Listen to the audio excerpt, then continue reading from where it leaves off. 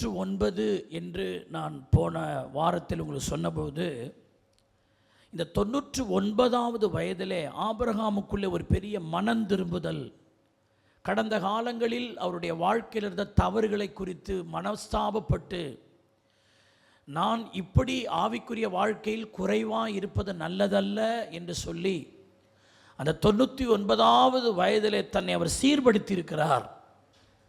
அதனால்தான் 99 வயதான போது என்ற அந்த வயதை ஆண்டவர் குறிப்பிட்டு கர்த்தர் அவனுக்கு தரிசனமாகிறார். பைபிள் என்ன சொல்லுகிறது? இருதயத்தில் சுத்தமுள்ளவன் பாக்கியவான், அவன் தேவனை தரிசிப்பான். அப்போ ஆண்டவர் ஒரு மனிதனுக்கு தரிசனம் ஆகிறார் என்னால் அவன் சுத்தமாக இருக்க போய்த்தான் தரிசனமாகிறார். ஆனால் 86 வயதிலிருந்து 98 அந்த 99 தொடுகிற அந்த இடைப்பட்ட 13 ஆண்டுகள் ஆபிரகாமுக்கும் கர்த்தருக்கும் சம்பந்தமில்லாத ஒரு வாழ்க்கையாக இருந்துச்சு. 13 வருஷம் ஆபிரகாமுக்கு. ஆபிரகாம் தேவனுடைய சிநேகிதன் என்னப்பட்டான். ஆபிரகாமோடு ஆண்டவர் பேசினார். ஆபிரகாம் தேவனுக்கு முன்பாக நிற்கத்தக்கவனாக இருந்தார். ஆபிரகாமின் ஜெபத்தை கேட்டு தேவன் லோத்துவை காப்பாற்றினார். எவ்வளவோ நல்ல காரியங்கள் ஆபிரகாமுக்கு இருந்தும் கூட அந்த 86 வயதிலிருந்து அந்த 99 வயதின் துவக்கிறதுக்கு முந்தின நாள் வரைக்கும் கர்த்தருக்கும் ஆபிரகாமுக்கு சம்பந்தம் இல்லாமல் இருந்தது. ஒரு இருண்ட காலமாக இருந்தது ஆபிரகாமுக்கு. நிறைய விசுவாசிகள் கர்த்தருக்காக ஒரு காலத்தில் பயன்பட்டவங்க, உபயோகப்பட்டவங்க, ஒரு காலகட்டத்தில் அவருக்கு ஜபம் கிடையாது, வேத வாசிப்பு கிடையாது, சோத்திரிக்கிறோம் தேவனோடு ஒரு நல்ல ஐக்கியம் இல்லாத ஒரு காலகட்டம் சில நேரங்களில் கர்த்தருடைய பிள்ளைகளுக்கு வருகிறது. அருமையான தேவனுடைய பிள்ளைகளே, இந்த ஆபிரகாமின் சம்பவம் நமக்கு ஒரு எச்சரிப்பாக இருக்கணும். நம்முடைய எவ்வளவு காலம் இந்த பூமியில் வாழ்கிறோமோ தெரியாதுங்க, அவ்வளவு காலமும் கர்த்தருக்கும் நமக்கும் சம்பந்தம் இருந்துகிட்டே இருக்கணும். அல்லேலூயா. கர்த்தரை விட்டு பிரிஞ்சிடக்கூடாது. சோத்திரிக்கிறோம். ஆபிரகாமுக்கு 86 வயதிலிருந்து அந்த 99 வயது துவங்கிறத இடைப்பட்ட காலம் கர்த்தர் ஆபிரகாமோடு பேசவில்லை, ஆபிரகாமோடு உறவாடவில்லை, ஆபிரகாமுக்கு தரிசனம் தரவில்லை. காரணம், அவனுடைய செயல்பாடு கர்த்தருக்கு விருப்பம் இல்லாதிருந்தது. அதனால தான் 16ஆம் அதிகாரத்தின் இறுதி வசனத்தில் 86 வயது என்று சொல்லிவிட்டு 17ஆம் அதிகாரம் 1ஆம் வசனத்தில் 99 வயது இடைப்பட்ட காலங்களில் ஆபிரகாம் என்ன செய்தான், என்ன பண்ணினான், ஆவியானவர் ஒண்ணுமே எழுதல. இந்த மல்கியாவுக்கும் மத்தேவுக்கும் இடைப்பட்ட காலத்தை இருண்ட காலம்னு பைபிள் ஸ்காலர் சொல்றாங்க. மல்கியாவுக்கும் மத்தேவுக்கும் இடைப்பட்ட காலத்தில் ஆவியானுடைய அசைவாடுதல் இல்லை. இந்த ஆர்சி பைபிள்லாம் பார்த்தீங்கன்னா தள்ளப்பட்ட ஆகமம்னு இருக்கும். 14 புஸ்தகத்தை அவங்க பைபிளில் ஆட் பண்ணியிருப்பாங்க.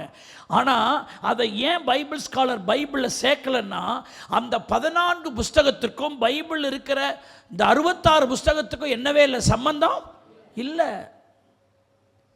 அருமையான தேவனுடைய பிள்ளைகளே, அது என்ன சொல்கிறாங்கன்னா, அந்த மல்கியாவிலிருந்து அந்த மத்தேவுக்கு இடைப்பட்ட காலங்களில் எழுதப்பட்டது. அதனால் அதை வேதத்தோடு சேர்க்கல. அதனால தான் மத்தேயுவில் வரும்பொழுது இருளில் இருந்த ஜனங்கள் பெரிய வெளிச்சத்தை கண்டார்கள். ஆண்டவருடைய அசைவாடுதல் இல்லை. அதுபோல் நிறைய நேரம் ஆவிக்குரிய வாழ்க்கையில் நமக்கு இருண்ட காலங்களில் சில நேரம் போயிடுறோம். பைபிள் வாசிக்கிறதில்ல, ஜெபம் பண்ணுறதில்ல, சர்ச்சுக்கு ஒழுங்காக வர்றதில்லை, ஜெபிக்க இன்ட்ரெஸ்ட் இல்லை, பைபிள் வாசிக்க இன்ட்ரெஸ்ட் இல்லை. ஒரு காலத்தில் நல்லா செஞ்சோம் போனோம், ஆனால் இடையில் என்னமோ ஒரு கோளாறாகி போச்சு. ஆபிரகாமுடைய வாழ்க்கையில் 86லேருந்து 99 வரைக்கும் ஒரு கோளாறு வந்துருச்சு அவன் வாழ்க்கையில். ஆனால் 99 வயது அந்த வயது வர வரைக்கும் அந்த வயதில் அவனுக்குள்ள ஒரு ரிப்பண்ட் உண்டாவது, ஒரு மனம் திரும்புதல். ஐயோ, ஆண்டவர் என்னோடு பேசாது இருக்கிறாரே, நான் ஆண்டவரோடு பேச முடியாது இருக்கிறேனே, என் புத்தி என் சிந்தையெல்லாம் உலக பக்கமாக மாறி போச்சே, நான் இப்படி தொடர்ந்து இருக்கக்கூடாது என்று அவன் ஆண்டவரத்தில் கதறி இருந்திருப்பார், அழுது இருந்திருப்பார். அதனால தான் இருதயத்தில் சுத்தமுள்ளவனுக்கு கர்த்தர் தரிசனமாகிறார் என்று வசனம் சொல்லுகிறபடி அந்த 99 வயதிலே கர்த்தர் மறுபடியும் ஆபிரகாமோடு இடைபடுகிறார், ஆபிரகாமுக்கு தரிசனமாகிறார். நீங்க தாவீதுடைய வாழ்க்கை எவ்வளோ பாருங்க. நீங்கள் 1 சாமுவேல் 16ஆம் அதிகாரத்தில் கர்த்தர் தாவீதுடைய வாழ்க்கையில் இடைபட தொடங்கினார். ஆவியானவர் அவன் மேல் தங்கி இருந்தார். அந்த சோத்திரிக்கிற அவனை இஸ்ரவேலுக்கு ராஜாவாய் கர்த்தர் தாவீதை மாற்றினார். இன்பமான சங்கீதங்களை பாடுகிறான். தாவீது போகிற இடத்தெல்லாம் கர்த்தர் ஜெயத்தை தருகிறார். தாவீது நாளுக்கு நாள் விருத்தி அடைகிறான் என்று தாவீதை குறித்து நல்ல ஹைலைட்ஸ் இருக்கு. ஆனால் ஒரு காலகட்டத்தில் பத்சேபாள் விஷயத்தில் அவன் தவறு செய்தான். துணிகர பாவத்தை அவன் செய்தான். அந்த நாளில் கர்த்தர் அவனை விட்டு விலகினார். தாவீது தான். நீங்கள் வேதத்தில் 2 சாமுவேல் அருமையானவர்களே 11ஆவது அதிகாரம் 27 பார்த்தீங்கன்னா, தாவீது செய்த இந்த காரியம் கர்த்தருடைய பார்வைக்கு பொல்லாப்பா இருந்தது அப்படின்னு பைபிள் சொல்லுகிறது. அந்த காலகட்டத்தில் அவன் சங்கீதம் பாடவில்லை, கர்த்தர் தாவீதோடு பேசவில்லை, கர்த்தர் தாவீதோடு உலாவவில்லை, தாவீதுக்கு ஜெபம் வரல, பாட்டு வரல. சோத்திரிக்கிறோம். அந்த காலம் தாவீதுக்கு ஒரு இருண்ட காலமா இருந்தது. ஆனா ஆண்டவர் அவன் மேல் வச்ச கிருபையினால ஒரு தீர்க்கதரிசியை அனுப்பி அவரை உணர்த்துகிறார். அப்பதான் ஒரு 51ஆம் சங்கீதத்தில் அவர் கண்ணீரோடு பாடுகிறார், ஆண்டவரே உங்க கிருபையினால் என்னை கழுவி சுத்திகரிங்கப்பா, உங்க சமூகத்தை விட்டு என்ன தள்ளிடாதீங்க ஆண்டவரே, உங்க பரிசுத்தாவியை என்னிலிருந்து எடுத்துக்கொள்ளாதிருங்க ஆண்டவரே, ரட்சணத்தின் சந்தோஷத்தை எனக்கு தாங்க ஆண்டவரே, உற்சாகமான ஆவி என்னை தாங்கும்படி செய்யுங்க ஆண்டவரே, ஈசோப்பலால் என்னை கழுவி சுத்திகரிங்க ஆண்டவரே, அப்பொழுது நான் உறைந்த மலையைப் போல நான் வெண்மையாவேன் ஆண்டவரே, அப்பொழுது பாதகருக்குடைய வழியை நான் பேசுவேன் ஆண்டவரே, என்ன மன்னிச்சிருங்க ஆண்டவரே, நான் உமக்கு விரோதமா நான் தப்பு பண்ணிட்டேன், பாவம் பண்ணிட்டேன், நீங்க என்கிட்ட பேசாத இருக்கிறது என்னால தாங்க முடியல ஆண்டவரே, என்னை கழுவும்னு 51ஆம் சங்கீதத்தில் உணர்ந்து அழுகிறதை நாம் வேதத்தில் பார்க்கிறோம். அதற்கு பிறகு கர்த்தர் தாவீதோடு பேச ஆரம்பிக்கிறார். ஹல்லேலூயா. சவுல சோதரம் வேதத்தில் சிம்சோனை கர்த்தர் தெரிந்து கொண்டார், நியாயாதிபதியாக அவனை எடுத்தார். ஆனால் ஒரு காலகட்டத்தில் அருமையான தேவனுடைய பிள்ளைகளை சிம்சோனை விட்டு ஆவியானவர் விலகுகிறார். சிம்சோனை விட்டு ஆவியானவர் விலகினதற்கும் அவன் அரெஸ்ட் ஆகி சோத்திரிக்கிறோம் பெலிஸ்திய சிறையில் அவன் காணப்படுகிறது இடைப்பட்ட காலலாம் ஆவியானவருக்கும் சிம்சோனுக்கும் சம்பந்தமே இல்லை. அவன் வாழ்க்கை ஒரு இருண்ட காலமா இருந்தது. அதுக்கு முன்னாடி எந்த காரியமா இருந்தாலும் உடனே ஆவியானவர் வந்து சிம்சோனுக்குள்ளே இறங்குவார். இப்போது சிம்சோனுக்குள்ளே ஆவியானவர் வரவே இல்லை. ஆனால் கடைசியாக ஒரு நேரத்தில் அவன் கதறனான், ஆண்டவரே இந்த ஒரு விஷயம் நினைத்தருளும் ஆண்டவரே, இந்த ஒரு விஷயம் எனக்கில்லை, என்னிலே இறங்கி வரும் ஆண்டவரே, ஆண்டவரே நீர் எனக்கு எவ்வளவோ வாய்ப்பை தந்தி, நான் தவறு பண்ணிட்டேன், தப்பு பண்ணிட்டேன், மன்னிங்கப்பா என்று அவன் கதறின போது கர்த்தர் பலமாய் அவனுக்குள்ள இறங்கி வந்ததை பார்க்கிறோம். வேதத்தில் பாருங்க, கழுதையை தேடி போனான் சவுல் ராஜா. எங்கேயோ கிடந்தவனை கர்த்தர் ராஜாவை மாத்தினாரு. ஆனால் ஒரு காலகட்டத்தில் அவன் ஆண்டவருக்கு பிரியமில்லாமல் கர்த்தருடைய சொல்லுக்கு கீழ்ப்படியாமல் அவன் நடந்ததினாலே கர்த்தர் அவனை விட்டு விலகினார்.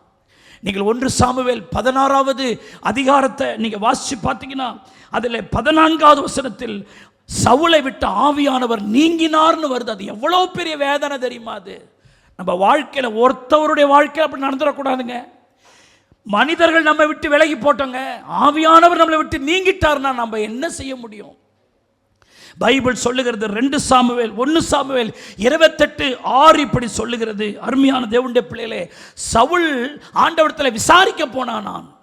ஆனால் அவனிடத்திலே ஆண்டவர் சொப்பனங்களினாலாவது ஊரிமிலாவது தீர்க்க தரிசனங்களினாலாவது அவனோடு பேசாதிருந்தார், மறு உத்தரவு கொடுக்காதிருந்தார்.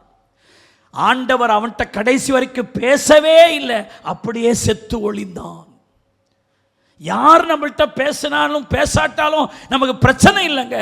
சர்வ வல்லவர் நம்மோடு பேசாமல் இருப்பது பெரிய அபாயம். ஆவியானவர் நம்மை விட்டு நீங்குவது பெரிய அபாயம். கர்த்தருடைய பிரசன்னம் நம்மை விட்டு நீங்குவது ஒரு பெரிய அபாயம்.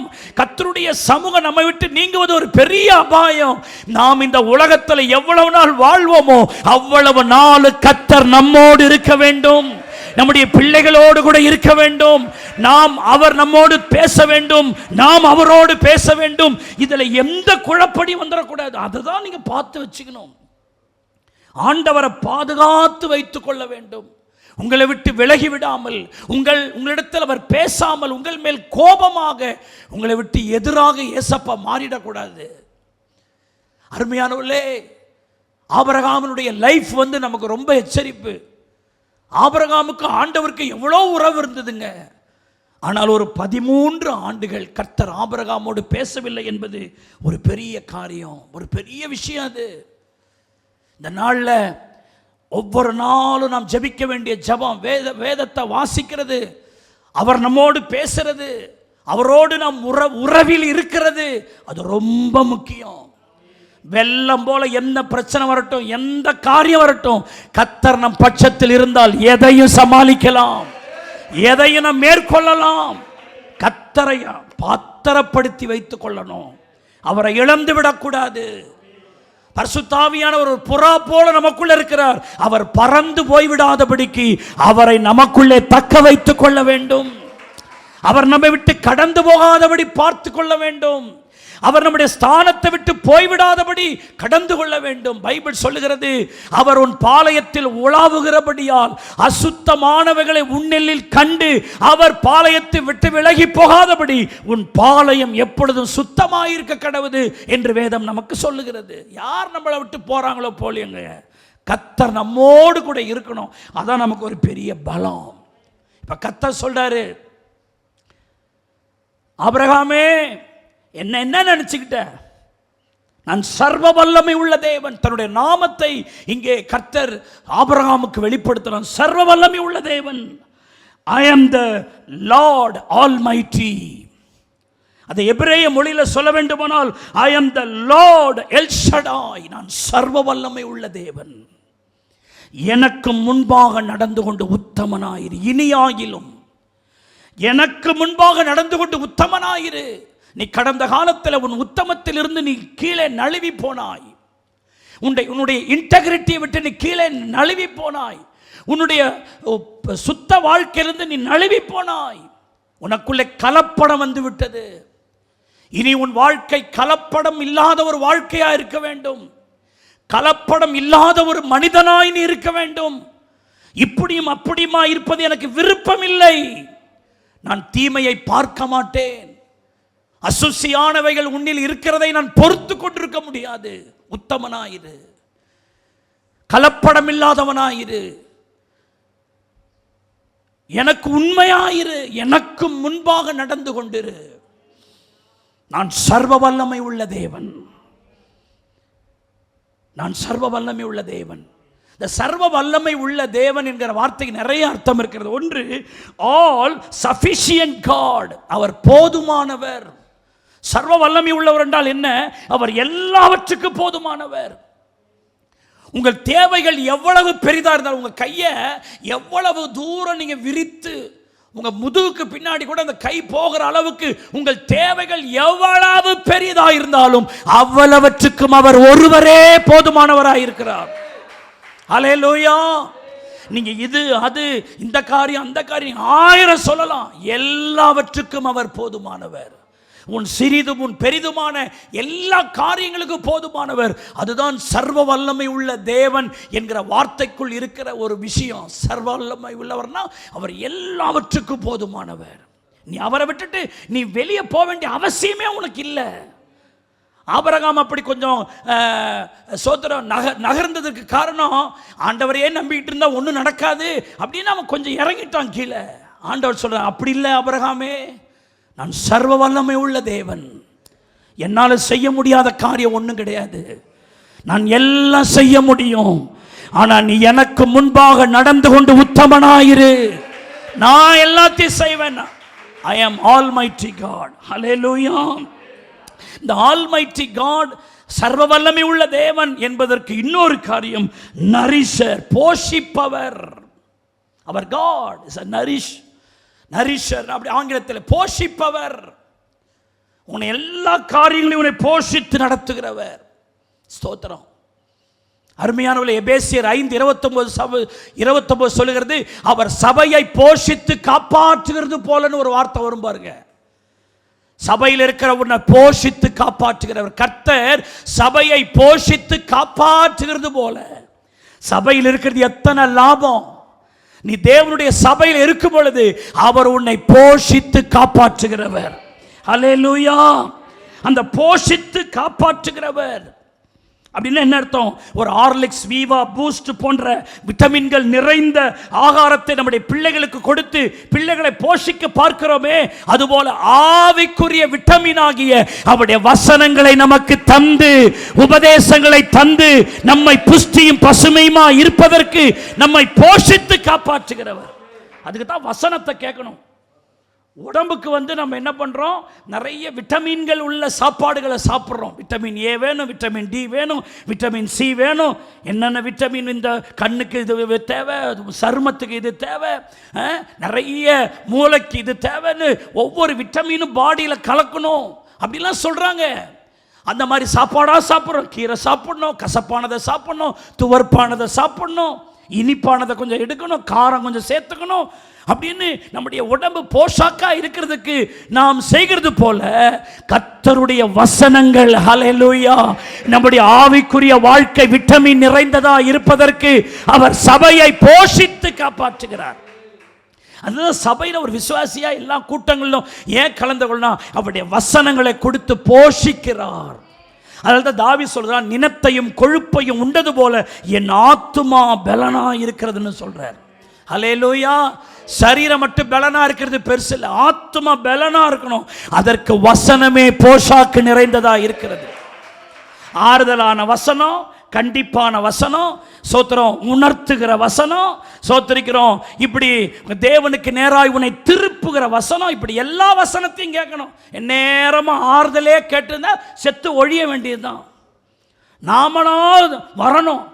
எப்படி கசப்பும் துவர்ப்பும் இனிப்பும் தேவைப்படுதோ அதுபோல எல்லா உபதேசமும் உள்ள இறங்கணும். சும்மா மேனாமினிக்கியான வார்த்தையை மட்டும் கேட்கக்கூடாது. ஆண்டவரை சொல்லணும், ஆண்டவரே என்னை இன்னும் உணர்த்துங்க, என்னை இன்னும் திருத்துங்க, இன்னும் என்னை சரிப்படுத்துங்க, நான் மனம் கசந்து அழத்தக்கதான உடைய வசனங்களை எனக்கு தாங்க, ஒரு சரியான மனம் திரும்புதலுக்கு நான் வரும்படி என்னை இன்னும் தயவாய் கொட்டி கடிந்து கொள்ளுங்கள் என்று ஆண்டவர்கிட்ட சொல்லணும். போஷித்தாதான் அவர் போஷித்து காப்பாற்று. ஆவிக்குரிய வாழ்க்கை புஷ்டியா இருக்குது இல்ல. சர்வ வல்லமை உள்ள தேவன், சர்வ வல்லமை உள்ளவர் என்ன? சப்ஸ்டைனர். இந்த சப்ஸ்டைனர் அப்படின்னு சொன்னா என்ன அர்த்தம்னா, நம்மை முன்னோக்கி நடத்தி செல்லுகிறவர். அதான் பாஸ்டர் யாபேஸ்லாம் இருக்காங்க, ஆர்கன் வாசிக்கிறாங்க. அந்த சப்ஸ்டைனர்னு ஒரு பெடல் ஒன்று இருக்கும். அதில் வாசிக்கும் போது அந்த சப்ஸ்டைனர் தட்டினா அந்த அந்த சத்தத்தை கொஞ்சம் நீட்டித்து தரும். நான் சொல்கிறது கரெக்டுங்களா? அந்த அந்த அந்த சத்தத்தை அப்படி கொஞ்சம் என்லார்ஜ் பண்ணி கொடுக்கும். அதுபோல நம்முடைய வாழ்க்கையில் எத்தனை பிரச்சனை வந்தாலும் அவர் நமக்கு சப்ஸ்டைனராக இருந்து நம்முடைய வாழ்க்கையை நீட்டித்து தருவார், முன்னோக்கி தருவார். ஆபிரகாம்கிட்ட சொல்றாரு, உனக்கு 99 வயசா இருந்தா என்ன, உன் மனைவிக்கு 89 வயசா இருந்தா என்ன, சரீரம் செத்து போனா என்ன, ஸ்திரீகளுக்குரிய வழிபாடு குறைந்து போனா என்ன, நான் உனக்கு சப்ஸ்டைனரா இருக்கிறேன், நான் உன்னை பலப்படுத்துவேன், நான் உன்னை வளர பண்ணுவேன், நான் உன்னை முன்னோக்கி நடத்தி செல்வேன். நீ ஏன் உன் பலவீனத்தை பார்த்து பேசிட்டு இருக்கிற? என்னால முடியாதுன்னு நீ ஏன் சொல்ற? நான் சர்வ வல்லமை உள்ள தேவன், உன்னை பலப்படுத்த என்னால முடியும், உன் ஆயுசு நாட்களை நான் நீட்டித்து தர என்னால முடியும். ஐ எம் த சப்ஸ்டைனர்னு சொல்றாரு. சில நேரங்கள் இந்த பிளட்டு பார்த்தீங்கன்னா ஹீமோக்ளோபின் குறைவாக இருக்கிறது, அயன் பிளட்டு அளவு குறைவாக இருக்குது, பிளேட்லெட்ஸ்லாம் கொஞ்சம் குறைவாக இருக்கலாம்னு சொல்லுவாங்க. ஆபிரகாமுக்கு ஆண்டவர் சொல்கிறார், I am the almighty of God, உன்னோட சப்ஸ்டைனர் நான். உன் வாழ்க்கை என்ன இருக்குது, என்ன குறைவாக இருக்குது, அதெல்லாம் இல்லை, நான் அதை நீட்டித்து தருவேன், உன் வாழ்க்கையை நான் சரி பண்ணுவேன். ஆல்மைட்டி காட்னா என்ன? இன்னொரு வார்த்தை நான் சொல்றேன், டு என்ரீச், வளமாக்குகிறவர். சப்ஸ்டைனர் மாத்திரமல்ல, உன்னை வளமாக்குகிற ஒரு தேவன். சோத்திரிக்கிறோம், ஹல்லேலூயா. நமக்கு இன்று வளமான வாழ்க்கை அவர் தருகிறார். ரிச் என்றால் ஐஸ்வர்யம், ஆனால் என்ரிச் என்பது அதிக ஐஸ்வர்யம். சோத்திரிக்கிறோம்.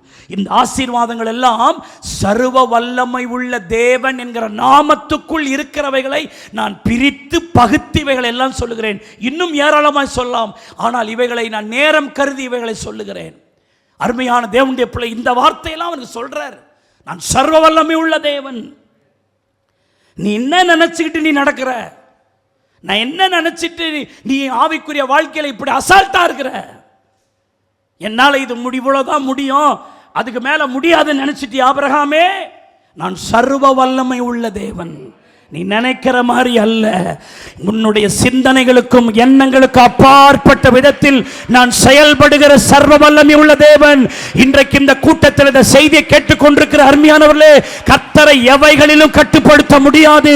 உன் பிரச்சனைகள் எவ்வளவு பெரிதா இருந்தாலும், உன் தேவைகள் எவ்வளவு பெரிதா இருந்தாலும், உன்னுடைய எல்லா எண்ணங்களுக்கும் உன் சிந்தனைகளுக்கும் உன் யோசனைகளுக்கும் அப்பாற்பட்ட விதத்திலே நான் பிரசங்கம் பண்ணுகிற சர்வ வல்லமை உள்ளவராகி இயேசு கிறிஸ்து உன்னை வல்லமை உள்ளதாக்க, உன் வாழ்க்கையை நீட்டித்து தர, உன்னை போஷிக்க, உனக்கு எல்லாவற்றிலும் போதுமானவராய் இருப்பதற்கு நான் பிரசங்கிக்கிற கர்த்தர் வல்லமை உள்ளவர்.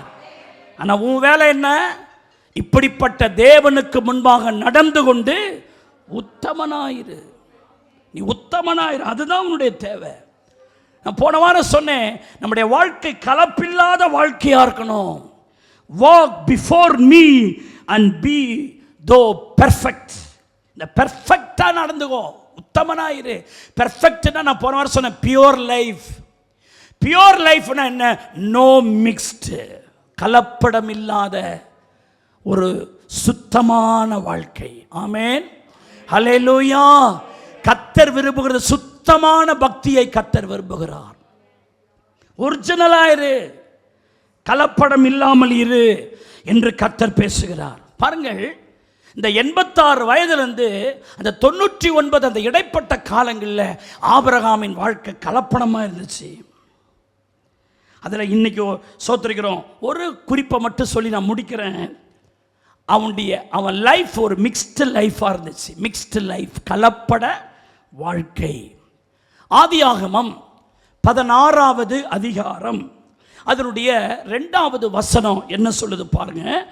ஆதியாகமம் 16வது அதிகாரம் 2. சாராய் ஆபிரகாமை நோக்கி, நான் பிள்ளை பெறாதபடி கர்த்தர் என் கர்ப்பத்தை அடைத்திருக்கிறார். இந்த அம்மா எப்படி பேசுவார்?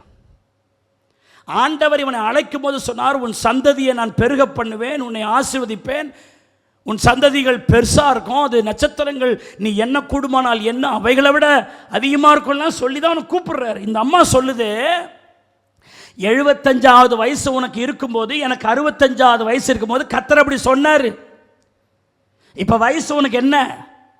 86 ஆயிடுச்சு. என் வயசு என்ன? 79 வயசு இருக்குது. அவர் சொல்லி கிட்டத்தட்ட 11 வருஷம் ஆயிடுச்சு. இன்னும் ஒன்று நடந்த மாதிரி தெரியல. நான் சொல்கிறேன், உனக்கு மனைவி சொல்கிறேன், நான் சொல்கிறேன், ஆபிரகாமை நோக்கி, நான் பிள்ளை பெறாதபடி கர்த்தர் என் கர்ப்பத்தை என்ன செஞ்சிட்டாரு? அடைச்சிட்டார். இனிமே ஆண்டவரெல்லாம் பார்த்துக்கிட்டு இருந்தால் ஒன்றும் வேலைக்கு ஆகாது. நான் சொல்கிறத கேள். என் அடிமை பெண்ணோடு சேரும். பாருங்க, இப்போ ஆபிரகாம் நல்ல ஆவிக்குரியவனாக இருக்கிறான். அவருடைய மனைவி ஆண்டவர் மேல ஒரு குற்றத்தை சாட்டி, குறைய சாட்டி, தன் கணவனை கலப்பட வாழ்க்கைக்குள்ளே தள்ள பார்க்கிறாள். கவனிக்கணும், ஆவிக்குரிய வாழ்க்கை செய்யும் பொழுது சில நேரம் குடும்பத்தில் இருக்கிற குடும்ப உறுப்பினரே கர்த்தரை விட்டு பிரிவதற்கு அல்லது கலப்பட வாழ்க்கைக்கு நேராய் நடத்துவதற்கு வீட்டில் இருக்கிறவங்களே நமக்கு ஆலோசனை சொல்லுவாங்க. ஒருவேளை ஆபிரகாமுக்கு இந்த ஆலோசனையை வேறு யாராவது சொல்லியிருந்தால் ஆபிரகாம் எதிர்த்திருந்திருப்பான். ஆனால் கூட இருக்கிற மனைவியே சொல்றான், கர்த்தர் கர்ப்பத்தை அடைச்சிட்டாரியா, அவர் திறக்கிற மாதிரி எனக்கு தெரியல, நான் சொல்றத கேளு, நான் சொன்னாதான் நீ உருப்படுவ அப்படின்ற மாதிரிலாம் சொல்லியிருக்கோம். சொல்லிட்டு என் அடிமை பெண்ணோடு என்ன செய்யும்? சேரும். இங்க ஒரு வார்த்தை என் இருதயத்தை ரொம்ப கஷ்டப்படுத்துது. ஒருவேளை அவளால் என் வீடு கட்டப்படட்டும். கர்த்தர் என் வீட்டை கட்டுற மாதிரி தெரியல, ஆண்டவர் என் வீட்டை கட்டாம விட்டுட்டார். அவர் கட்டுவார்னு பார்த்தா அவர் கட்டுற மாதிரி தெரியல. ஆகவே நான் சொல்ற மாதிரி செய், ஒருவேளை அவளால் என் வீடு கட்டப்படட்டும். நான் சொல்றேன், கலப்பட வாழ்க்கைன்னு என்ன அர்த்தம்னா, கட்டனா கர்த்தர் தான் கட்டணும். கையை தட்டி கர்த்தரை சோத்திரம் பண்ணுங்க. கர்த்தரை தவிர எந்த மனிதனும் உன் வாழ்க்கையை கட்ட இடம் கொடுக்காதே. எந்த மனுஷிகமும் வாழ்க்கையை கட்டுவார்களானால் அது கலப்பட வாழ்க்கை. எந்த மனுஷனும் வாழ்க்கையை கட்ட நீ அனுமதி கொடுக்காத. கர்த்தர் கட்டுகிறது என்றென்றைக்கு நிலைத்து நிற்கும். அவர் கட்டுகிறது தான் நிரந்தரம். அவர் கட்டினால் தான் ஆசீர்வாதம். அவர் கட்டினாதான் அது நல்லது. இவ சொல்றா, ஆகாரின் நிமித்தம் ஒன்று கட்டப்படட்டும். அதான் கலப்பட வாழ்க்கை. நிறைய குடும்பங்களை ஏன் பிரச்சனை? அந்த காரியத்தை இவர்களாகவே கட்டி கொண்டார்கள். கர்த்தர் கட்டல. அன்றைக்கு பாபேல் கோபுரத்தை மனுஷன் ஞானத்தை கொண்டு கட்ட எண்ணினான். வானலாவிய ஒன்றை கட்டி ஆண்டவரையே போய் சந்திச்சிடணும் அப்படின்ற மாதிரி பெருமையிலே அவர்கள் ஒன்றை கட்ட துவங்கினார்கள். வானத்திலிருந்து அதை பார்த்து கர்த்தர் அதை தாறுமாறாக்கினார். நான் சொல்லுகிறேன், கர்த்தர் வீட்டை கட்டாராகில் அதை கட்டுகிறவருடைய பிரயாசம் விருதா. கர்த்தர் கட்டினால் ஒன்றுதான் நிலைத்து நிற்கும். ஹல்லேலூயா. இன்னைக்கு இந்த செய்தியை கேட்கிற உன் வாழ்க்கை யார் கட்டி கொண்டிருக்கிறது? உன் பணம் அதை கட்டுகிறதா? உன் ஞானத்தை கொண்டு நீ கட்டுகிறாயா? உன் புத்தியை கொண்டு நீ கட்டுகிறாயா? உன் சாமர்த்தியத்தை கொண்டு கட்டுகிறாயா? அவைகள் எல்லாம் உனக்கு நன்மை பயக்காது. தேவனுடைய பிள்ளையே, உன் வாழ்க்கை ஆசீர்வாதமாய் கலப்பில்லாத வாழ்க்கையாய் உன் வாழ்க்கை இருக்க வேண்டுமானால் நீ ஆண்டவரோடு சொல்லி, எந்த மனுஷனையும் என்னை கட்டக்கூடாது ஆண்டவரே, நீரே என்னை கட்டுவீராக, என் பிள்ளைகளை நீரே கட்டுவீராக, என் குடும்பத்தை நீரே கட்டுவீராக, உம்முடைய கரமே அதை செய்யட்டும். வேற யாரு கட்ட வேணாம் ஆண்டவரே. ஹல்லேலூயா, ஹல்லேலூயா. பாருங்கள், ஆகாரை கொண்டு அவர் சொல்றா, சோத்தரிக்கிறோம், கர்த்தர் கட்டட்டும்னு இருக்க வேண்டிய ஆட்களை ஒரு பொண்ணை வச்சு கட்ட சொல்றான். நம்ம சொல்லுது, எனக்கு ஒரு பெரிய வருத்தம், இவ்வளவு காரியத்தை சொல்லுது, அவளால் என் வீடு கட்டப்படும் என்றான். சாராயின் வார்த்தைக்கு ஆபிரகாம் என்ன கொடுத்தான்? இதுதான், இங்கே தான் எனக்கு கொஞ்சம் இடிக்குது. இந்த கிழவன் என்ன மாதிரி கிழவனா இருந்திருப்பான் பாரு. மனைவி சொல்லுது, 86 வயசு புருஷனை பார்த்து 76 வயசு சாராய் சொல்றா, ஆண்டவர் கட்டுவார்னு பார்த்து கட்டுற மாதிரி தெரில, என் அடிமை பெண்ணோடு கூட சேரும், அவைகளால் என் வீடு கட்டப்படட்டும் என்று சொன்ன உடனே இந்த தாத்தா சிரிச்சுக்கினே ஓகேன்ட்டாங்க. அப்படின்னா என்ன அர்த்தம்? அவன் ஏற்கனவே கொஞ்சம் கண்ணு வச்சிருப்பானோ. நான் தியானிச்சு பார்க்க, நான் யோசிக்கிறேன், இப்போ ஒரு விஷயத்தை கான்ட்ரவர்சியாக ஒரு பொம்பளையால் சொல்லும்போது ஒரு ஆம்பளையால் எப்படி அதை அக்செப்ட் பண்ண முடியுது? எப்படி முடியுமா? என்னங்க இது அமைதியாக இருக்கிறீங்க, எப்படி முடியாதான்? கொஞ்சமாச்சும் என்னம்மா இப்படி பேச? உதாரணம் இப்படி சொல்கிற பாருங்க. யோபுவின் மனைவி சொல்கிறா, இந்த மாதிரி ஆண்டவர்னு சொல்கிற, ஆண்டவர் தான் உன் வாழ்க்கை இந்த மாதிரி ஆக்கி வச்சுக்கிறாரு, நீ ஆண்டவன் சொல்கிறதெல்லாம் நீ இனிமேல் சொல்லாதன்னு அவ சொல்கிறா. அதுக்கு யோபு என்ன சொல்கிறா? பைத்தியக்காரி பேசுகிற மாதிரி பேசுறியே, உனக்கு என்ன அறிவு கிரிவு என்ன இருக்குதா? நம்ம பெற்றுக்கொண்ட நன்மை எல்லாம் தேவன் நமக்கு தந்தது, அவடத்துலேருந்து ஒவ்வொரு நன்மையை வாங்கி அனுபவிச்சியமே, இப்போ பைத்தியக்காரி மாரி பேசுறிய, நீ பேசுறது முதல்ல சரியா அப்படின்னு யோபு கேட்டான் இல்லையா? இந்த கேள்வியை யார் கேட்டிருக்கணும்? ஆபிரகாம் கேட்டிருக்கணும். நல்ல தெளிவாக தான் இருக்கிறீங்க. தோற்றம் ஆபிரகாம் கேட்டிருக்கணும். சாராயை பார்த்து, என்ன பைத்தியக்காரி பேசுகிற மாதிரி பேசுகிற, நீ பேசுறது முதல்ல சரியா அப்படின்னு கேட்டிருக்கணும். தாத்தா அப்படி கேட்டதா? இல்லவே இல்லை. தாத்தா அதை மனமகிழ்ச்சியோடு ஏற்றுக்கொண்டார். மகிழ்ச்சியோடு அதை ஏற்றுக்கொண்டார். பரவாயில்லையே, என் உள்ளத்தை அறிந்த என் பொண்டாட்டி அவளா எனக்கு ஒரு லைஃப்பை செட் பண்ணி தரான்னு இவர் நினச்சாரோ என்னவோ தெரில. அவன் ஒருவேளை நான் கற்பனை பண்ணி பார்க்குறான். அவன் சிரிக்கும் போது இந்த கடாப்பெல்லாம் இருந்ததா, பொக்கவாயோடு சிரிச்சானா, இல்லை 32 பல்லும் வரிசையாக இருந்தால் தெரில. அன்றைக்கு அவனுக்கு இருந்த ஆனந்தம், பரமானந்தம் என்ன ஆனந்தனே தெரில. சோத்திரம். ஏற்றுக்கொண்டான். லைஃப் அப்படியே மூவ் ஆகுது. குடும்பத்துக்குள்ள சண்டை வருது. என்ன சண்டை வந்துச்சு? அதான் இது. ஏன்னா நான் சொல்லக்கூடாதுன்றதுக்காக தான். சாராளுக்கும் அப்புறம் ஆகாருக்கும் என்ன வருதுங்க? 2 பேரும் மசரை பிடிச்சி எடுக்கிறாங்க. தோத்திரம். நான் நினைக்கிறேன் இந்த 99 வயதாகிற போது அவன் கண்ணீர் விட்டுட்டு இருப்பான். ஆண்டவரே, நான் தப்பு பண்ணிட்டான்ப்பா, எனக்கு ஒரே டார்ச்சராக இருக்குது ஆண்டவரே. 2 பேரும் மங்கம்மான். இப்போ நல்லா பாருங்க, சாராவளை திட்டுறா, சாராளை திட்டுறா. இந்த வீட்டில் ஜபம் நடந்திருக்குமா? வேத வாசிப்பு வாசிச்சிருப்பாங்களா? குடும்ப ஜபம் அந்த வீட்டில் நடந்திருக்குமா? அந்த வீட்டில் நன்மையான கர்த்தருடைய காரியம் ஏதாவது நடந்திருக்குமா? நடந்தே இருக்காது. ஏன்னா சண்டை தான் மங்கமாளுத. அப்படியாடி நீ தானடி சொன்ன, நான் சொன்ன நீ வந்துடுவியாடி. தாத்தா கம்முன்னு உட்கார்ந்து இருக்கிறார் அந்த பக்கமாக. சண்டை இங்கே ஓடுது. தேவனுக்கும் குடும்பங்களுக்கும் என்ன சம்பந்தம் இல்லை, சண்டையும் உபத்திரவுமா இருக்குது. ஜபம் இல்லை, அதிகாலை ஜபம் இல்லை, வேத வாசிப்பு இல்லை, கர்த்தரோடு ஒரு தொடர்பு இல்லை, ஐக்கியம் இல்லை, ஒரே சண்டை சச்சரிவாக தான் போயிட்டு இருக்குது.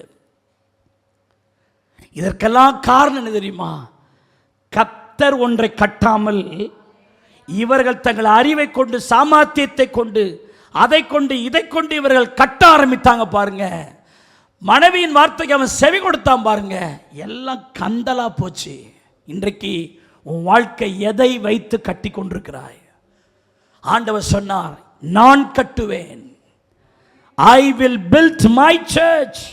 நான் கட்டுவேன். நான் கட்டினால் பாதாளத்தின் வாசல்கள் அதை மேற்கொள்வதில்லை. ஹல்லேலூயா. கர்த்தர் உன் வாழ்க்கையை கட்டணுங்க. பைபிள் சொல்லுகிறது, என் வார்த்தைகளை கேட்டு அவைகளின்படி செய்கிறவன் எவனோ அவன் தன் வீட்டை கன்மலையின் மேல் கட்டுகிற புத்தி உள்ள மனிதனுக்கு ஒப்பாயிருப்பான். கர்த்தருடைய வசனத்தை கேட்டு கேட்டு கேட்டு கேட்டு கட்டணும். வசனம் இல்லாமல் ஒன்று கட்டப்படக்கூடாது. நம்முடைய வீட்டில், நம்முடைய வீட்டில் இருக்கிற ஒவ்வொன்றுக்கும் வசன ஆதாரம் இருக்கணும். ஒரு பாஸ்டர் சொன்னார், எங்கள் சர்ச்சை பைபிள் சோத்திரிக்கிறோம், மேக்ஸ் படி நாங்கள் கட்டியிருக்கிறோம் அப்படின்னாரு. இன்னும் பைபிள் மேக்ஸ் படி கட்டியிருக்கீங்க? நீட் 55, அகலம் 52, 22 அப்படின்னாரு. இது என்ன 55 22? 55 சங்கீதம் 22 வசனம், கர்த்தர் மேல் உன் பாரத்தை வைத்து விடு, அவர் உன்னை ஆதரிப்பார். ஆகவே நீட் 55, அகலம் 22 அப்படின்னாரு. சோத்திரிக்கணும். அல்லேலூயா. அதுபோல நம்முடைய வாழ்க்கையில் வசனம் தான் நம்முடைய வாழ்க்கையை கட்டணும். வசனத்தை வாசிச்சு வாசிச்சு கட்டணும். வசனத்தை தியானிச்சு தியானிச்சு கட்டணும். அந்த வசனத்தை கைப்பிடிச்சு கைப்பிடிச்சு கை கொண்டு ஆண்டவரே இந்த வசனத்தின்படி அப்படின்னு வசன பேசிக்ல ஒன்று கட்டப்படணும். பைபிள் சொல்லுகிறது, அந்த வீட்டை மோதுவதற்கு காற்று வந்து அடித்தது, மழை வந்தது, பெருவெள்ளம், 3 காரியம் அதை இடித்து போட வந்தது. ஆனால் அந்த வீடு கர்த்தருடைய வசனத்தினால் கட்டப்பட்டபடினாலே காற்றோ மழையோ பெருவெள்ளமோ அந்த கட்டின வீட்டை கலைக்க முடியவில்லை. ஆனால் ஒரு மனுஷன் கட்டினான், மண்ணு மேலே கட்டினான். அவன் ஞானத்தில், அவன் புத்தியில், அவன் அறிவில், அவன் சாமர்த்தியத்தில் ஒன்று கட்டினான். பைபிள் சொல்லுகிறது, அருமையான தேவனுடைய பிள்ளைகளே, காற்று வந்தது, மழை பெய்தது, பெருவெள்ளம் சொரிந்தது, அந்த வீட்டின் மேல் மோதிற்று, அழிந்தது, விழுந்தது, இருந்த இடம் தெரியாமல் போயிற்று என்று பைபிள் சொல்லுகிறது. தேவனுடைய பிள்ளைகளே, இதை நீங்கள் மத்தேயு 7 அதிகாரம் 24 25 வசனங்களில் அவருடைய வசனத்தின்படி ஒன்று கட்டப்படுமானால் அது கீழே விழ வாய்ப்பில்லை. பைபிள் சொல்லுகிறது, புத்தி உள்ள ஸ்திரீ தன் வீட்டை என்ன செய்கிறாள்? கட்டுகிறாள். புத்தி, புத்தினா இயேசு, இயேசுனா புத்தி. புத்திக்கு இன்னொரு வார்த்தை அண்டர்ஸ்டாண்டிங் ஸ்பிரிட், புரிந்து கொள்வது. கர்த்தரை புரிந்து கொண்டு அவர் எவ்வழியிலே நடக்கிறாரோ, என்ன சொல்றாரோ அதை புரிந்து ஒன்றை கட்டுகிறது. அதான் புத்தி. ஆண்டவரே எப்படி ஆண்டவரேன்னு அவர்கிட்ட போய் கேட்கணும். அவர் தான் சொல்லுவார். அவர் சொல்றபடி நம்ம அதை கட்டணும். அப்போது அது கீழே விழாது. ஆமென்னு சொல்லுங்க. அல்லேலூயா. அருமையான தேவனுடைய பிள்ளைகளே, இந்த அமெரிக்காவில் ஒசாமா பின் லேடன் ஒரு டவரை தூக்கி தள்ளலாம் பாருங்க. சோத்திருக்கிறோம். அதில் அந்த என்ஜினியர் அந்த கட்டடத்தை எப்படி கட்டியிருந்தானா, ஒரே பேஸில் அந்த கட்டடத்தை நிறுத்தியிருந்தானா. ஒரே தூணு தான். அவ்வளோ பெரிய கட்டடத்தை எப்படிங்க தன் அறிவால் தன் ஞானத்தை கொண்டு ஒரே தூணில் அவ்வளோ பெரிய டவர் அவன் பேஸ் பண்ணி நிறுத்தி வச்சுருந்தான். அவன் ஞானத்தில் இதெல்லாம் ஒன்றும் பண்ண முடியாத அப்படி வச்சுருந்தான். இதை ஒசாமா பின் லேடன் அறிந்து அந்த ஒரு சோத்திர பில்லரை தட்டினா ஹோல் பில்டிங் என்ன செஞ்சிடும்? விழுந்துருன்னு. அதுக்கு அவன் நிறைய ஸ்கெட்ச் போட்டு கரெக்டாக அந்த ஒரு பில்லரில் தான் அந்த ஹோல் பில்டிங் கரெக்டாக அந்த பில்லரை தட்டினான். உங்களுக்கு எல்லாரும் தெரியும், அந்த மாடி கீழே என்ன செய்தது? சரிந்து விழுந்த. சிலரை மனுஷனுடைய அறிவு ஞானம் நம்மளை வெட்கப்படுத்திடும். அருமையானே, நான் இப்படி கட்டுவேன், இதை யாரும் இடிக்க முடியாது நம்ம சொல்ல முடியாது. கர்த்தர் என்ன சொல்லுகிறாரோ அதன்படி நம்முடைய வீடு, நம்முடைய குடும்பம், நம்முடைய வாழ்க்கை கட்டப்படணும். ஆமென்னு சொல்லுங்க. ஹல்லேலூயா. புத்தி உள்ள ஸ்திரீ தன் வீட்டை கட்டுகிறாள். அருமையான தேவனுடைய பிள்ளைகள், கர்த்தர் சொன்ன அந்த வசனத்தை கொண்டு நம்ம என்ன செய்யணும்? கட்டணும். இந்த அம்மா சொல்லுது, அவளால் என் வீடு என்ன செய்யப்படட்டும், கட்டப்படட்டும் என்று சொல்லுகிறாள். அருமையான தேவனுடைய பிள்ளைகளே, அந்த வீடு வறண்ட வீடாய் போச்சு, வனாந்தரமாய் போச்சு. சந்தோஷம் இல்லை, மகிழ்ச்சி இல்லை, ஆனந்தம் இல்லை. எவ்வளவு அழுதிருப்பான் தெரியுமா ஆபிரகாம். சோத்தரிக்கிறோம். ஒரு கட்டத்தில் சாரால் சொல்றான், இவளை அனுப்பிவிடு வெளியில என்றான். ஆபிரகாமுக்கு அந்த வார்த்தை எப்படி இருந்ததுன்னு பைபிளில் போட்டுருக்கு. துக்கமாக இருந்தது. நீ தானடி சொன்ன, இப்போ நீயே துரத்துறன்ற. என்னன்னு அவனுக்கு ஒன்றுமே புரியல. துரத்துறோம். சும்மா கிடந்த ஆள்கிட்ட இவளா எடுத்ததை விட்டுவிட்டு இப்போ இவளே சொல்கிறா அனுப்பிவிடு. இப்போ தாத்தாவுக்கு துக்கமாக இருக்கு. ஏன் பழகிட்டார்ல 13 வருஷம். உட என்ன இல்லை, மனசு இல்லை. அது சேர்த்துச்சு, அதுவே பிரிக்குது. அதாங்க மனுஷன்ட்டு வந்தா அவன் கொடுக்குறத அவனே ஒரு நாள் வாங்கின்னு போயிடுவான். அதனால தான் வாங்குற கத்தர் கையிலேருந்து வாங்கிடணும்.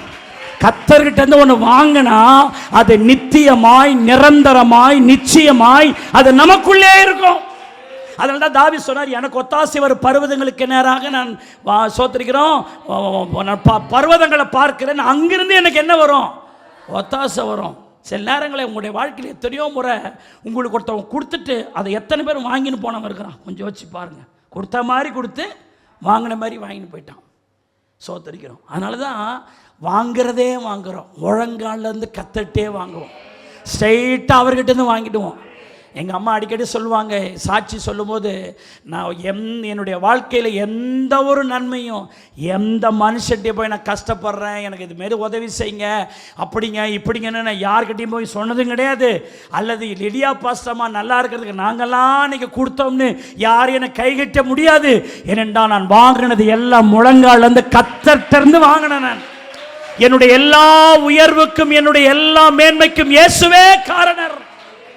எந்த மனுஷனும் அதுக்கு காரணம் அல்ல. அதனால ஒரு இடத்துல ஆபிரகாம் கூட சொன்னான், சோத்திரம், சாலமின் ராஜாவை பார்த்து, நீ உன்ட்டது நான் பொருளை வாங்கின்னு கட்சியில் என்னால் தான் ஆபிரகாம் ஆசீர்வாதமானான்னு அந்த பேர் வராதபடிக்கு வானத்தையும் பூமியும் உடையவராகி அவரிடத்தில் என் கையை உயர்த்தி நான் அவரிடத்திலே பெற்றுக்கொள்ளுவேன். நன்மையான எந்த ஈவம், பூரணமான எந்த வரமும் பரத்திலே உண்டாகி ஜோதிகளின் பிதாவினிடத்திலிருந்து என்ன செய்கிறது, இறங்கி வருகிறது. அவர்கிட்ட இருந்து வாங்குவோம். இந்த அம்மா பாருங்க, இந்த அம்மாவே கொண்டு வந்து சேர்த்துட்டு இப்போ இந்த அம்மாவே அவளை அனுப்பு, வீட்டை விட்டு தருத்து, அவளை அனுப்பு, வேண்டாம் அப்படின்னு சொல்கிறான். காரணம் என்ன, வாழ்க்கை மிக்ஸ்ட் ஆயிடுச்சு, உத்தமம் இல்லை, பியோர் லைஃப் இல்லை, ஒரிஜினல் வாழ்க்கை வாழலை, இடையில கலப்படம் ஆயிடுச்சு. கிறிஸ்தவ பேர் தான், கிறிஸ்தவ குடும்பம் தான், ஆனால் அங்கே ஒன்றும் சரியில்லை. அருமையான தேவனுடைய பிள்ளைகளே, ஆண்டவர் சொல்ற, நான் சர்வ வல்லமை உள்ள தேவன், எனக்கு முன்பாக நடந்து கொண்டு உத்தமனார். யோபு 22வது அதிகாரம் 23ஆம் வசனம் இப்படி சொல்லுது. யோபு 22:23, நீ சர்வ வல்லவரிடத்தில் மனம் திரும்பினால். பாருங்க, 99வது வயதில் கர்த்தர் ஆபிரகாம்கிட்ட தரிசனமாகிறார். சொல்லிட்டு சொல்றார், சர்வ வல்லமை உள்ள தேவன். அப்ப யாருக்கு சர்வ வல்லமை உள்ளவர் வெளிப்படுறாரு? மனம் திரும்புகிறவனிடத்திலே அவர் சர்வ வல்லவராய் வெளிப்படுகிறார். அப்ப பாருங்க, இந்த வசனத்துக்கு ஆபிரகாமுக்கு அப்படியே ஒத்து போதுங்க. நீ சர்வ வல்லவரிடத்தில் மனம் திரும்பு. அப்படியானால் நீங்கள் மனம் திரும்புவீர்களானால், ஆண்டவரே நான் தப்பு பண்ணிட்டேன், ஆண்டவரே நான் கொஞ்சம் கலப்படமா வாழ்ந்துட்டேன், ஆண்டவரே உங்களுடைய வசனத்துக்கு விரோதமா கொஞ்சம் நான் ஸ்டெப்பை ஓவரா வச்சுட்டேன், ஆண்டவரே உங்க வசனத்தின்படி வாழல, என்ன மன்னிங்கப்பா அப்படின்னு நீங்க மனம் திரும்பிட்டீங்கன்னா சர்வ வல்லவர் உங்களை தம்முடைய கைகளில் எடுப்பார். ஹல்லேலூயா. மனம் திரும்புதல் என்பது ரொம்ப முக்கியம். சில நேரங்களில் ஆண்டவருக்கு பிரியமில்லாத காரியங்கள் இருந்தால் மனம் திரும்ப வேண்டும். கலப்பட வாழ்க்கை வேண்டாம் ஆண்டவரே, இப்படியும் அப்படியுமான வாழ்க்கை வேண்டாம். ஆண்டவர் சொல்றாரு, நீ சர்வ வல்லவரிடத்தில் மனம் திரும்பினால் திரும்ப கட்டப்படுவீர்கள். ஹல்லேலூயா. ஆபிரகாம் என்ன சொல்றாரு? நீங்க என்னமோ உங்க ஞானத்தை கொண்டு அறிவை கொண்டு கட்ட பார்த்தீங்க, நான் சொல்றேன் நீ மனம் திரும்புவாயானால் நான் உன்னை கட்டுவேன். கைகளை தட்டி கர்த்தரை ஸ்தோத்திரம் பண்ணுங்க. உன் இடிந்து போன வாழ்க்கையை நான் கட்டுவேன், உன் கண்ணீரான வாழ்க்கையை நான் கட்டுவேன், உன் துயரமான வாழ்க்கையை நான் கட்டுவேன், பாழாய் போய் கிடக்கிற உன் வாழ்க்கையை நான் கட்டுவேன், சோத்திரிக்கிற துன்பத்தோடு கூட இருக்கிற உன் வாழ்க்கையை நான் கட்டுவேன். இன்றைக்கு இந்த செய்தியை கேட்டுக்கொண்டிருக்கிற சகோதரனே சகோதரியே, நீ இடிந்து போன மதிலை போல இருக்கிறாயா? பாழான பட்டணம் போல இருக்கிறாயா? மண்மேடை போல உன் வாழ்க்கை இருக்கிறதா? இது திரும்ப கட்டப்படுவதற்கு வாழ்க்கையே இல்லை, வாய்ப்பே இல்லை என்கிற சூழ்நிலையில் இருக்கிறாயா? நான் சொல்லுகிறேன், மனுஷனை திரும்ப கட்ட முடியாது, ஆனால் சர்வ வல்லவர் அதை திரும்ப கட்டுவார். ஆடல் பாடல் சத்தம் அதிலே கேட்கும், அதன் மகிமை அதற்கு திரும்பி வரும், அது முன்பு போல நிலவரப்படும், அது முன்பு போல ஆஸ்வதிக்கப்படும், அதில் ஸ்தோத்திர சத்தமும் துதிக்கிறவருடைய சத்தமும் அதிலிருந்து புறப்படும். நான் உன் சிறையிருப்பை திருப்பி, ஹல்லேலூயா, நான் திரும்ப கட்டுவேன், நான் திரும்ப கட்டுவேன். மனுஷனால இடிந்து போனதை திரும்ப கட்ட முடியாது, ஆனா கர்த்தர் சோத்திரிக்கிறோம் சீர்கெட்டு கிடக்கிறதை சீர்படுத்துகிற கர்த்தர். ஹல்லேலூயா. இடிந்து போன வாழ்க்கை அவர் கட்டுறாரு. ஹல்லேலூயா. ஆண்டவர் இன்னைக்கு உங்களோட சொல்ற, ஒருவேளை நிறைய காரியங்கள் தவறா கட்டி தவறா விஷயங்களை பண்ணி சோத்திரிக்கிறோம், என் வாழ்க்கை இப்படி ஆகி போயிடுச்சுன்னு சொல்ற உங்க வாழ்க்கையில கர்த்தர் சொல்ற, உன்னுடைய மனம் திரும்பு. இன்னொன்னு சொல்றாரு, அக்கிரமத்தை உன் கூடாரத்துக்கு என்ன ஆக்கு? தூரமாக்கு, தூரப்படுத்து. கிழக்குக்கும் மேற்குக்கும் எவ்வளவு தூரம் இருக்கிறதோ அவ்வளவு தூரத்தில் உங்க அக்கிரமத்தை. அக்கிரமம்னா என்ன தெரியுமா? நினைவில் இருப்பது. வெளியே பார்த்தா நல்லதா இருக்கும். அக்கிரம சிந்தை கொண்டிருந்தேனானால் ஆண்டவர் எனக்கு செவி கொடார். அக்கிரம் என்பது வெளியே தெரியாது, எதில் இருக்குங்க? சிந்தையில் குடிகொண்டிருக்கும். சிந்தையில் தான் முதல்ல அக்கிரமம் இருக்கும், அது பாவமாக செயல்பாட்டுக்கு வரும்.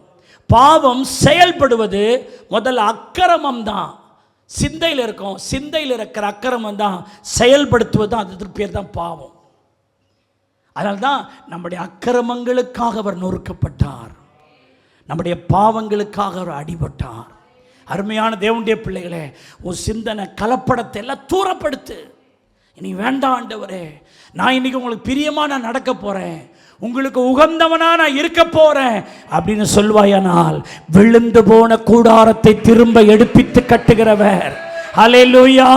உன் வாழ்க்கையை அழகாய் கட்டுவார், அருமையாய் கட்டுவார். அது கர்த்தருக்கு மகிமையா இருக்கும். நீதிமானின் கூடாரமாக அது இருக்கும். கம்பீர சத்தம் அதிலிருந்து புறப்படும். கர்த்தர் அதில் மகிமையாய் வீற்றிருப்பார். அது உனக்கு ஆசீர்வாதமா இருக்கும். அப்படியா? நான் முதல் பாயிண்ட் இதுதான் நான் சொல்றேன். கலப்படமான ஒரு வாழ்க்கைன்னா ஏன் கலப்படம் ஆயிடுச்சுன்னா, அவர் சொல்றா சோத்திரிக்கிறோம், நம்முடைய வாழ்க்கையை அவரே அடைச்சிட்டாரு. சோத்திரிக்கிறோம்.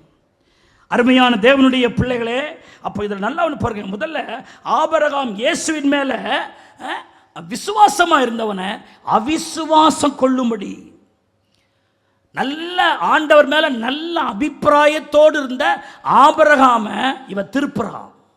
ஆண்டவர் மேலே குற்றஞ்சாட்டி குறை சாட்டி, நீ ஆண்டவன் சொன்னு வச்சுக்க, கடைசி வரைக்கும் உனக்கு ஒன்றும் நடக்காது, நான் சொல்கிறத கேளு அப்படின்னு. மனைவி என்பது எதை காட்டுதுன்னா மாம்சம். ஆவிக்குரிய இதில் மனைவினா எதுங்க? இன்னொரு விதத்தில் மாம்சம். அப்போது உன்னுடைய சோத்திரிக்கிறோம், உன் மாம்சத்தை பாவத்துக்குள்ள ஆக்க உன் வாய்க்கு என்ன கொடுக்காத? இடம் கொடுக்காத. அன்னைக்கு ஆபிரகாம் வேதத்தில் ஆதாம பாருங்க, மனைவியினுடைய பேச்சை கேட்டு அவன் ஒன்றை செஞ்சு அவன் தோட்டத்தை விட்டே என்ன பட்டான்? துரத்துட்டான். இந்த அம்மா கடிச்சுதே, இதோட போயிட வேண்டியது தானே, அவனுக்கும் சேர்த்து கடிச்சு நீ நானும் சேர்ந்தே போயிடலாம் வெளியில் அப்படின்னு கொண்டு வந்துட்டான். சோத்திரம். அல்லேலூயா. அருமையான தேவனுடைய பிள்ளைகளே, அப்போது இந்த மனைவி என்பதுடைய ஆவிக்குரிய அர்த்தம் என்ன? அந்த மாம்ச தூண்டுதலுக்கு நம்ம என்ன கொடுக்கக்கூடாது? இடம் கொடுக்கக்கூடாது. மாம்சம் 1000 சொல்லும், அதன்படி நம்முடைய வாழ்க்கையை கட்டக்கூடாது. கர்த்தாவே, மாம்சத்துக்கு நான் கீழ்ப்படிய மாட்டேன், நீங்க என்ன சொல்றீங்க ஆண்டவரே, உங்க வசனம் என்ன சொல்லுது ஆண்டவரே, ஆகாப் இஸ்ரவேல் ராஜா தான், நல்லா தான் இருந்தான். ஆனால் எசபேலின் வார்த்தைக்கு அவன் செவி கொடுத்ததினால் ஆகாப் ஆகாதவனாய் போனான். அப்போ நம்ம எல்லாரும் யாருக்கு செவி கொடுக்கணும்? கர்த்தருக்கு செவி கொடுக்கணும். ஆண்டவரே, என் மனைவி இப்படி சொல்றா, என் புருஷன் இப்படி சொல்றான், நீங்க என்ன சொல்றீங்க? இது நீங்க சொல்றது தானா என்று அவர்கிட்ட கன்ஃபர்மேஷன் வாங்கி கொண்டு நாம் ஒன்றை செய்வோமானால் அது நிலைத்து நிற்கும். கைகளை தட்டி கர்த்தரை ஸ்தோத்திரம் பண்ணுங்க. நம்முடைய வாழ்க்கை கலப்பில்லாத ஒரு வாழ்க்கையா இருக்கணும். அப்படியானால் முதல் காரியம், வாழ்க்கை கலப்படமாய் விடக்கூடாது. எல்லாம் சொல்லுங்க, ஆண்டவரே என் வாழ்க்கை கலப்படமா இருக்கக்கூடாது. ஆண்டவரே, நீங்க தான் என் வாழ்க்கை கட்டணும். ஆண்டவரே, மனுஷனுடைய வார்த்தை என்ன கட்டக்கூடாது. ஆண்டவரே, மனுஷனுடைய ஆலோசனை என்ன கட்டக்கூடாது. ஆண்டவரே, அது என்னை வெட்கப்படுத்துற. ஆண்டவரே, நீர் கட்டுவீராக. எல்லா கைகளை தட்டி வாய்களை திறந்து இந்த வசனத்தை ஒப்பு கொடுத்த ஆண்டவரே, நீங்க எங்க வாழ்க்கையை கட்டுவீராக. நீர் எங்கள் வாழ்க்கையை நிலை நிறுத்துவீராக. ஆண்டவரே, எங்கள் வாழ்க்கை கலப்பில்லாத வாழ்க்கையா இருப்பதாக. கைகளை தட்டி ஒரு நிமிடம் கர்த்தரை அப்படியே ஸ்தோத்திரம். எங்க வாழ்க்கையை நீங்க கட்டுங்க ஆண்டவரே. ஆண்டவரே, அது கலப்பில்லாத வாழ்க்கையா இருக்கட்டும். நீ சர்வ வல்லவிடத்திலே மனம் திரும்பினால் நீ திரும்ப கட்டப்படுவாய். உன் அக்கிரமத்தை உன் கூடாரத்தை விட்டு தூரமாக்கு, நான் உன்னை கட்டுவேன்னு சொன்னீரு. இந்த வார்த்தையை கேட்டுக்கொண்டிருக்கும் போது இதோ கை தட்டி கொண்டிருக்கிற, ஆன்லைன் வழியா இந்த வசனத்தை கேட்டுக்கொண்டிருக்கிறவருடைய பாழான ஸ்தலங்கள் கட்டப்படுவதாக. அவருடைய வாழ்க்கை கட்டப்படுவதாக, மகிமையாய் கட்டப்படுவதாக, நன்மைக்கு எதுவாய் கட்டப்படுவதாக. வேதனைகள் மாறட்டும் இயேசுவின் நாமத்திலே. Praise the Lord. Amen. Amen.